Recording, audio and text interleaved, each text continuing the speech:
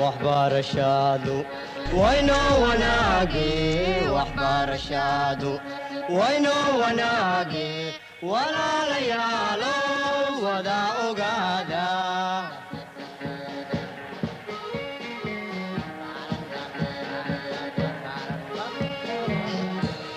وهي تعلينتا ودادة توسن وهي تعلينتا ودادة توسن.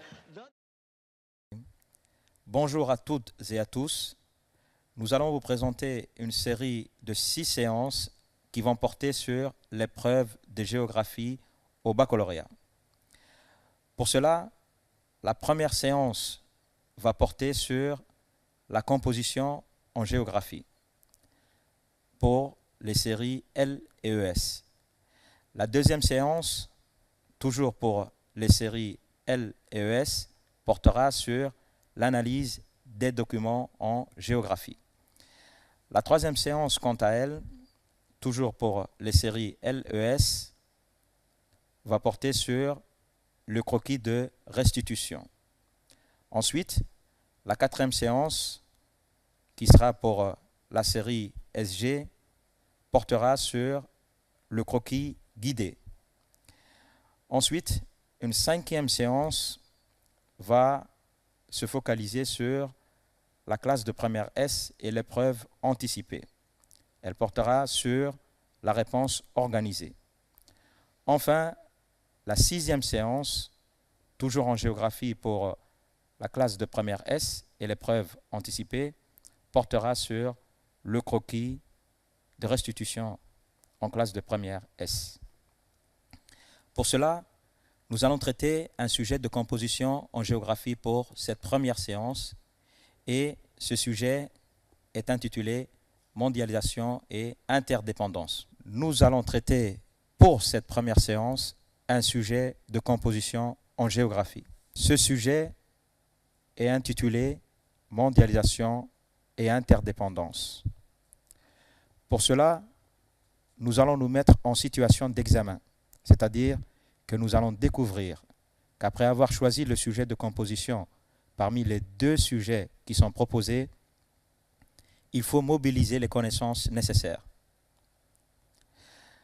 La première chose à faire est le travail préparatoire que vous devez effectuer au brouillon. La première étape est l'analyse du sujet. Il faut identifier les mots-clés. Dans ce sujet, nous avons la mondialisation, qui est un processus qui se réalise à l'échelle planétaire. Ensuite, la conjonction de coordination et, qui invite à réfléchir aux liens existants entre mondialisation et interdépendance. Et enfin, le terme interdépendance qui montre que ce processus tend à faire du monde un village global. Ensuite, toujours au brouillon, il faut dégager la problématique. La voici. Quels sont les flux, les réseaux et les espaces mis en place par la mondialisation?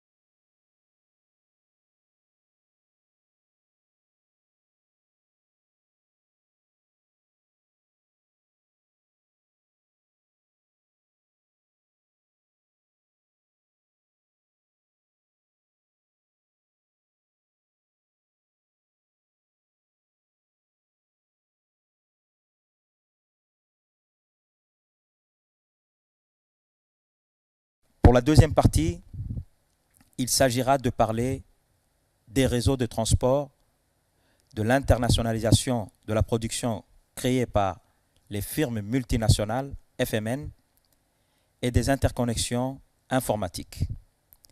Et pour la troisième partie, nous allons citer les centres d'impulsion, les pays émergents et les autres espaces de la mondialisation.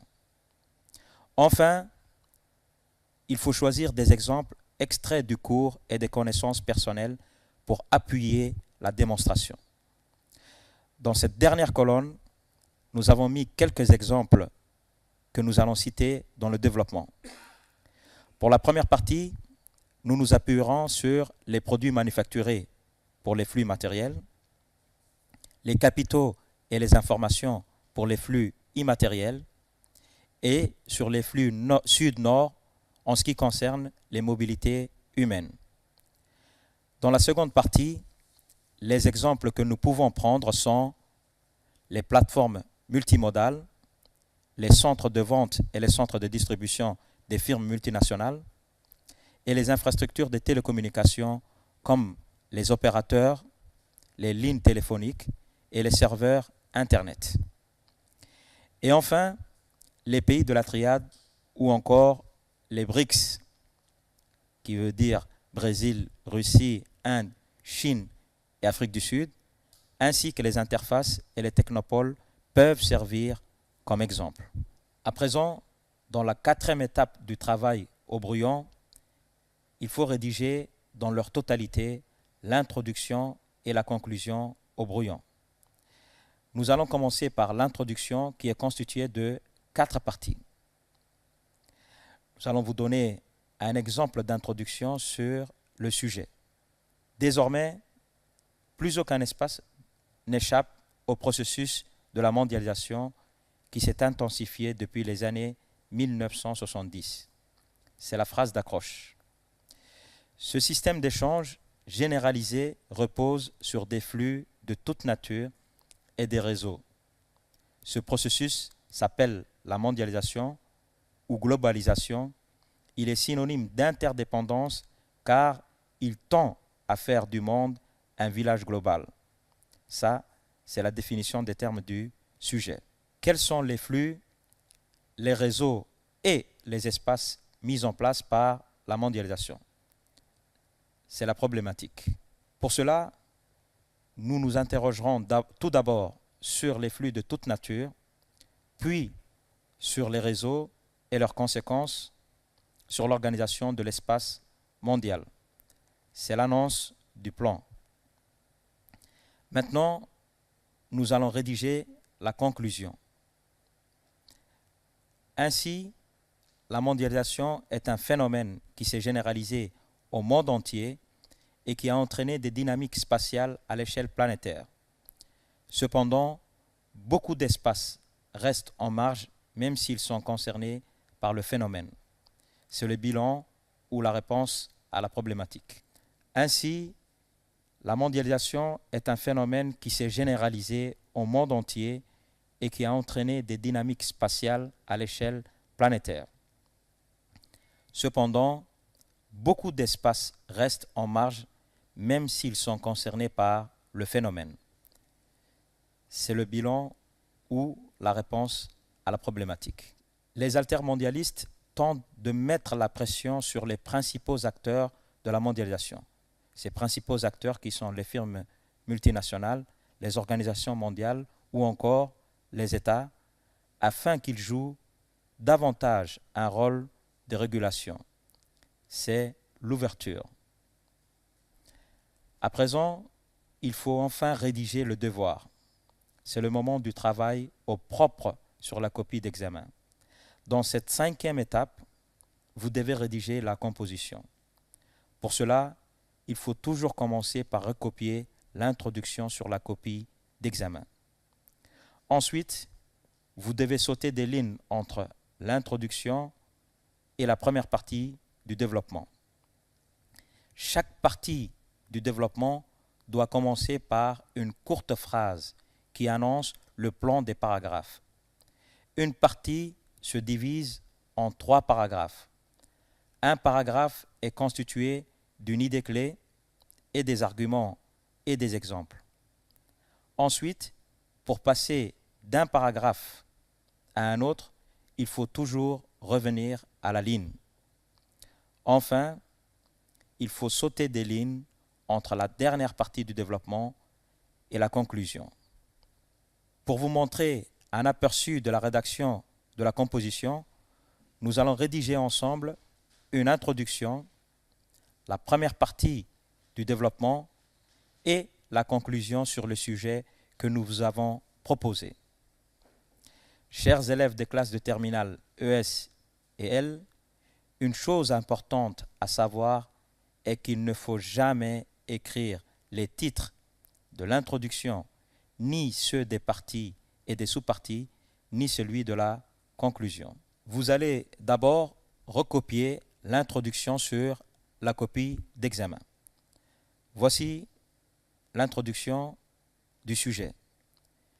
Désormais, plus aucun espace n'échappe au processus de la mondialisation qui s'est intensifié depuis les années 1970. Ce système d'échange généralisé repose sur des flux de toute nature et des réseaux. Ce processus s'appelle la mondialisation ou globalisation.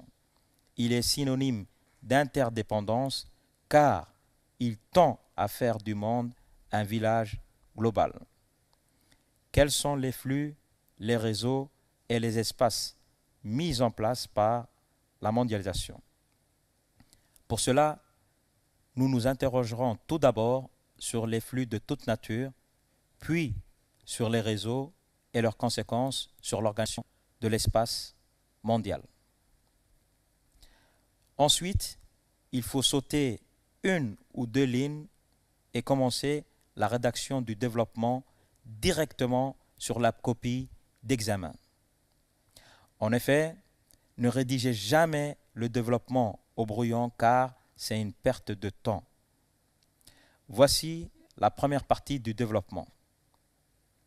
Les flux de produits manufacturés représentent plus de 70% des échanges en valeur.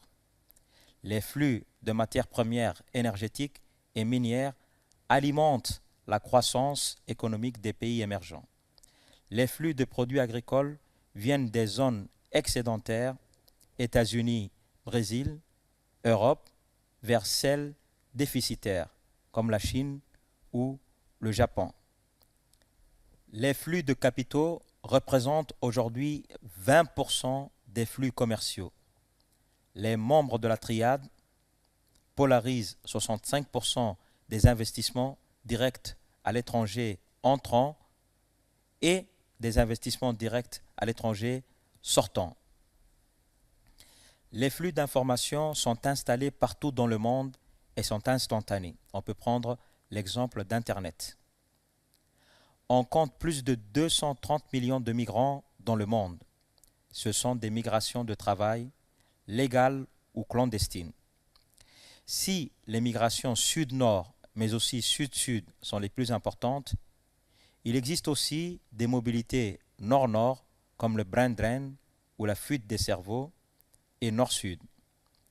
Ces migrations créent souvent des flux de retour, mais aussi des flux financiers qui sont d'une grande importance pour certains pays. Les migrations politiques liées à un conflit entraînent le déplacement de populations à l'intérieur. Ces personnes s'appellent des déplacés. Ou à l'extérieur de leur pays, ce sont des réfugiés. On compte 60 millions de réfugiés et de déplacés dans le monde. Les migrations peuvent aussi être liées à des catastrophes naturelles ou climatiques. Enfin, les migrations sont aussi celles de plus d'1 milliard de touristes internationaux, un nombre qui ne cesse d'augmenter depuis les années 60. Une fois que vous avez terminé la rédaction d'une partie du développement, il faut toujours mettre une phrase de transition qui ferme la partie rédigée en répondant partiellement à la problématique et qui annonce la partie suivante. En voici un exemple. Flux et mobilité à l'échelle planétaire ne sont possibles que grâce à la mise en point de réseaux à haute performance. Chers élèves des classes de terminale ES, L, À présent, nous allons vous donner les titres de 2 autres parties du développement. Vous pouvez les noter sur une feuille et essayer de les rédiger à votre tour. Le grand 2 porte sur un monde en réseau. Il est divisé en 3 sous-parties. La première sous-partie est intitulée « Les réseaux de transport ». Le B s'intitule « L'internationalisation de la production créée par les firmes multinationales ». Et la troisième sous-partie porte sur les interconnexions informatiques. La troisième et dernière partie du développement est intitulée « Un monde polarisé ». Elle est divisée en 3 sous-parties et la première sous-partie s'intitule « Les centres d'impulsion ». Le B porte sur les pays émergents et enfin la dernière sous-partie s'intitule « Les autres espaces ». Ensuite, après cette dernière partie du développement, il faut sauter des lignes et recopier la conclusion que vous avez auparavant rédigée sur le brouillon. La voici. Ainsi, la mondialisation est un phénomène qui s'est généralisé au monde entier et qui a entraîné des dynamiques spatiales à l'échelle planétaire. Cependant, beaucoup d'espaces restent en marge même s'ils sont concernés par le phénomène. Les altermondialistes tentent de mettre la pression sur les principaux acteurs de la mondialisation, comme les firmes multinationales, les organisations mondiales ou encore les États, afin qu'ils jouent davantage un rôle de régulation. À présent, nous allons vous présenter quelques documents qui peuvent vous servir de support lors de la rédaction de la composition. Le premier document est intitulé « Intégration à l'espace mondialisé et flux ».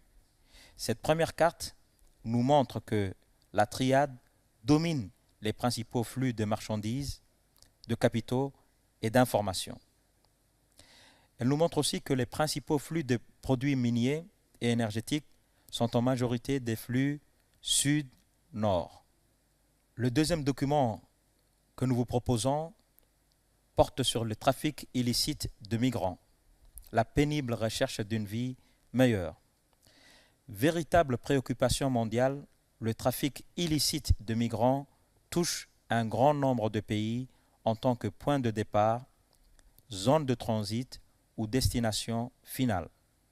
Des criminels cherchent à s'enrichir en faisant passer des migrants d'un pays à l'autre et d'un continent à l'autre. Ensuite, le troisième document porte sur la frontière entre les États-Unis et le Mexique, tous les paradoxes de la mondialisation et des migrations. Le quatrième document porte sur les grands flux de transport dans le monde. Ce document nous montre que les principaux flux aériens et maritimes sont dominés par la triade. Le cinquième document que nous vous proposons porte sur le transport multimodal des conteneurs.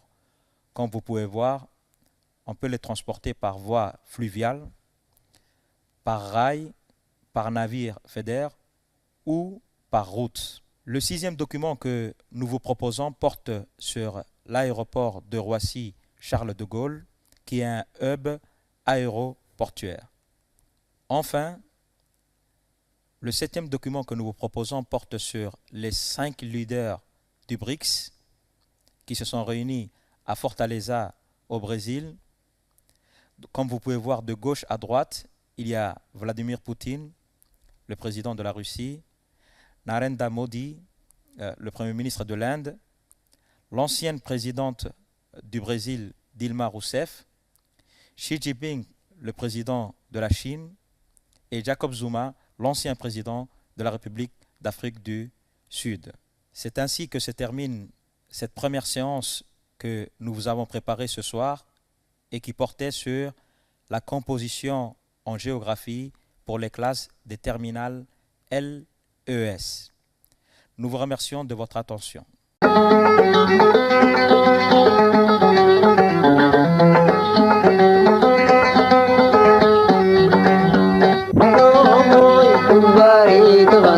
Ciao.